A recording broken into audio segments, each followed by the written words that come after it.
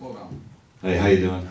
Thanks for coming in and talking to us. I had a question about how your songwriting style has evolved over the years. When you were early on in your career, you did one of the most mind-blowing covers I'd ever heard, because I don't know if you'd call it theft or appropriation, but the way you did Walk Away Renee, the old Left Bank classic. Yeah. Do you still find good shit to steal from, or has your world evolved now where the voice is more entirely your own? I'm stealing shit all the time, mate. Talent borrows, genius steals, Morrissey once said to me. I mentioned that last night, I think. I think that, that you know, any creative person is a part magpie. You don't create things by suddenly appearing fully grown as a songwriter. You know, you look at other people's styles and you have a bit of this, a bit of that, and you put something of yourself in there. As long as you're willing to put that bit of yourself, that's enough originality usually to get by. And then when you get to the studio, don't tell the band the song you ripped the chords off and they'll play it in a different way and nobody will know. I did sit down with Johnny Marr once and we went through where we ripped off all our tunes together, the two of us. It was a terrible, terrible confessional. And we said, oh yeah, oh really? Yeah. I didn't know you listened to Wagner.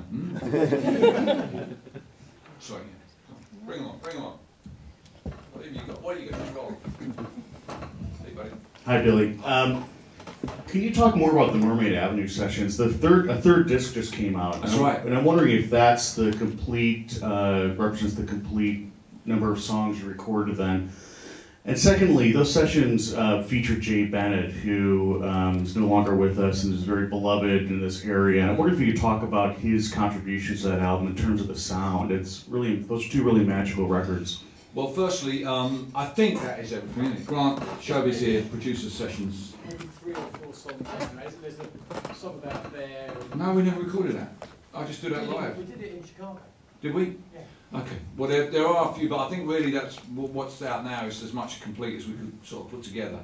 And with regard to Jay, yeah, I mean, I think, you know, and I stand to be corrected on this, but I think that the Mermaid Avenue stand as Jay's, you know, sort of like greatest work, what he did on Mermaid Avenue. He was a very creative guy. You know, he was really could play anything. Anything you would throw at him, he could play. And I had some weird tunes that I wanted to work, and he'd sit down and he'd sit with me and he'd play something and he'd put something on there.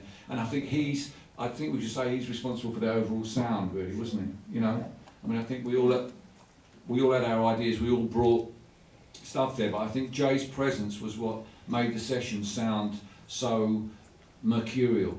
And you know, his contribution is what made it more than just a collection of songs by Woody Guthrie and Wilco and Billy Bragg. You know, there's something about that record that is greater than the sum of its parts, and I feel that Jay made a big contribution to that. And I have a song that we sang. I was talking about it last night. That whenever I sing it, I think of Jay. And one of the songs from the album, I think I won't play it now. It's called Another Man's Done Gone.